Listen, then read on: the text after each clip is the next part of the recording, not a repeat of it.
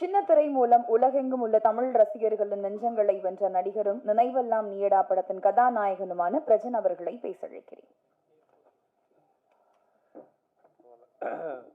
எல்லாருக்கும் வணக்கம். மணில் அமர்ந்தக்கு எல்லாருக்கும் வணக்கம். ப்ரெஸ் மீடியா நண்பர்கள் எல்லாருக்கும் வணக்கம். ரொம்ப முக்கியமான படம். ஒரு 3 வருஷமாக ஆதிரான் சார் போராடி டீமாக ஒர்க் பண்ணி மெயினாக பாபு சார், லிக்கா தேட்டர் பாபு சாருக்கு மிகப்பெரிய நன்றி சொல்லணும். ஏன்னா டைரெக்டாக ஒரு இயக்குனருக்கு வாய்ப்பு தர தாண்டி கேஆர் சார் சொன்ன மாதிரி, நம்ம எஸ்னே சார் சொன்ன மாதிரி பேனாவை நம்பி ஒரு வாக்கு கொடுத்துருக்கீங்க. ஸோ அதை வந்து கண்டிப்பாக ஆதிரான் சார் வந்து ப்ரூவ் பண்ணியிருக்காரு. நிச்சயமாக அந்த படம் ப்ரெஷ் ஷோவில் நீங்கள் நிச்சயமாக அதை எழுதுவீங்க, பெரிய நம்பிக்கை இருக்குது. அதை தாண்டி மெயினாக ஃபர்ஸ்ட் லவ் நெவர் எண்ட்ஸ், முதல் காதல் முதல் முத்தம் யாராலும் மறக்கவே முடியாது. எல்லாருக்கும் ஒரு நினைவு இருக்கும். நம்ம குழந்தையா இருக்கும்போது அதிகமாக சமயம் எடுத்துக்கல, ஏன்னா கடைசியாக நான் தள்ளி விட்டாங்க லாஸ்ட்டில், வேறு வழி இல்லை, பேசி ஆகணும். குழந்தையா இருக்கும்போது நம்ம வந்து நினைவுகளாக இருக்கும். நம்ம ஸ்கூல் போவோம், அம்மாவும் நினைவாக இருக்கும். அதுக்கப்புறம் கொஞ்சம் வளர்ந்து வரும்போது அப்பா வெளியே கூப்பிட்டு போகிறா, இல்லை பொம்மை வாங்கி கொடுப்பார நினைவுகள் இருக்கும். ஒரு சில காலத்துக்கு அப்புறம் அது எல்லாம் அம்மாவோட அரவணைப்பில் இருப்போம். அதுக்கப்புறம் ஒரு காதலி வருவோம், ஒரு நண்பன், அதுக்கப்புறம் வந்து அம்மாவுக்கு அடுத்தபடி ஒரு மனைவி. ஸோ நினைவெல்லாம் நீடா, நினைவு நினைக்கும்போது நினைவுகள் மட்டும்தான். ஸோ என்ன சார்ந்த நினைவுகள் அனைத்தும் பற்றி என் மனைவி மட்டும்தான்.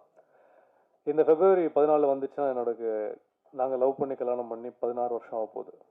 எனக்கு 2 ட்வின் பொண்ணுங்க. ஒன்று பாத்து மீனும் ருத்ரா மித்ரா உட்காந்துருக்காங்க.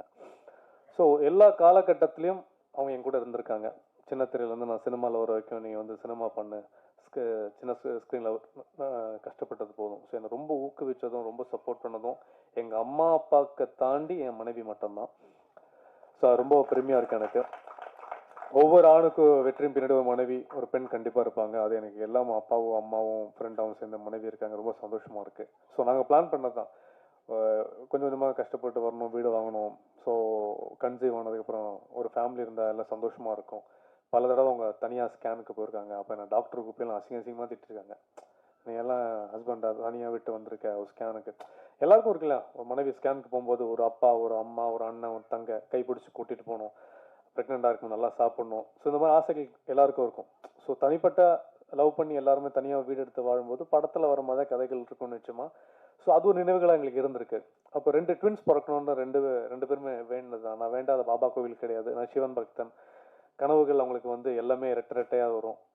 எல்லாமே சொல்லுவாங்க, எல்லாம் நடந்தால் சந்தோஷம்னு சொல்லி நான் வேண்டியிருக்கேன். அது ரொம்ப வெயிட் பண்ணி கடவுள் கொடுத்தானா பிச்சுக்கிட்டு கொடுப்பாருன்னு சொல்லுவாங்கல்ல, அந்த மாதிரி எனக்கு 2 குழந்தை கொடுத்துருக்காங்க. ஃப்ரெண்ட்ஸ் ரொம்ப சந்தோஷமாக இருக்குது. ஸோ இது ஒரு நினைவுகள். ஸோ வாழ்க்கையில் ஸோ அதே மாதிரி தான் எனக்கு இந்த டைட்டில் ஒப்பிட்டு நான் சொல்கிறேன். ஸோ அது ஒரு நினைவுகளாக இருக்கும்போது ஆதிராஜன் சார் பற்றி சொல்லணும்னா, இது வரைக்கும் நடித்த படங்களில் எல்லா ஹீரோஸ்க்குமே படத்தில் அந்த எல்லா ஃப்ரேமும் அழகாக காட்டணும்னு ஒரு விஷயம் இருக்கும். இந்த படத்தில் வந்து பார்த்து ஆதிராஜன் சார் செதுக்கியிருக்காரு. காஸ்டியூம் ஆகட்டும், ஒரு டயலாக் ஆகட்டும், எங்கெங்கே நடிக்க வேணாம்னு சொல்லுவார், எங்கெங்கே நடிக்கணும்னு சொல்லி கொடுத்தாரு.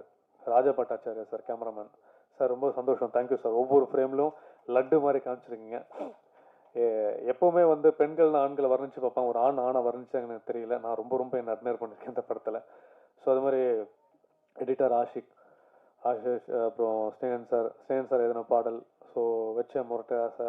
ஸோ ரொம்ப பியூட்டிஃபுல்லான ஒரு சிரம பாட்டு கிடச்சிருக்கு. ஸோ இதெல்லாம் தாண்டி இளையராஜா சார் மிகப்பெரிய வைப்ரேஷன். முதல் முறை இந்த படம் பூஜை போடும்போது நான் இளையராஜா சார் வந்து பார்த்தேன். 2 பேரை பார்த்தப்போ ரொம்ப நடுங்கி போச்சு லைஃப்பில். ஒன்று பாலா சாரை மீட் பண்ணியிருக்கேன், இளையராஜா சார் மீட் பண்ணியிருக்கேன். சரியான வைப்ரேஷன், சான்ஸே இல்லை. பார்த்த உடனே ஒயிட் அண்ட் ஒயிட்டில் பார்த்தப்போ பேச்சே வரல. ஒரே ஒரு செல்ஃபி மட்டும் எடுத்துக்கலாம். ஸோ ஆதிராஜன் சார் ஒரு செல்ஃபி ஒன்று எடுத்துக்கிட்டோம், ரொம்ப சந்தோஷம். வேறு என்ன விசேஷங்கள்? நடிச்சிருக்க எல்லா கோஆர்டிஸ்ட், கிங்ஸ்லி, மதுமிதா, மனோபாலா சார் நம்ம கூட இல்லை, ஆர் யுதகுமார் சார், எல்லாரும் கூட ஸ்க்ரீன் ஸ்பேஸ் வந்து ஷேர் பண்ண முடிஞ்சு ரொம்ப சந்தோஷம். தேனப்பன் சார் கூட ஒரே ஒரு சீன் மட்டும் தான் இருந்துச்சு, நடித்தோம்.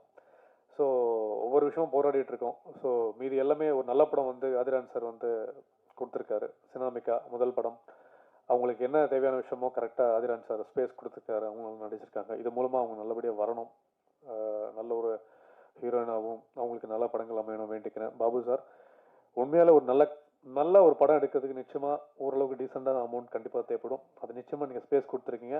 கன்ஃபார்மாக என்றைக்குமே காதல் தோல்வி அடைந்தது இல்லை, அதே மாதிரி காதல் சம்பந்த படமும் தோல்வி அடைஞ்சது கிடையாது. நிச்சயமாக நேரம் காலம் வெள்ளிக்கிழமை அந்த டிஸ்ட்ரிபியூஷன், அந்த தியேட்டர் ஷோ எல்லாம் அமைஞ்சு வரும்போது நிச்சயமாக நம்ம படம் கண்டிப்பாக அமையும்.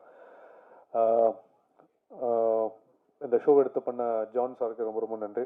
தர்மராஜ் சார் வாழ்த்துக்கள், ரொம்ப ரொம்ப நன்றி. வாய்ப்பளித்த நன்றி. அன்பேஷம், தேங்க்யூ.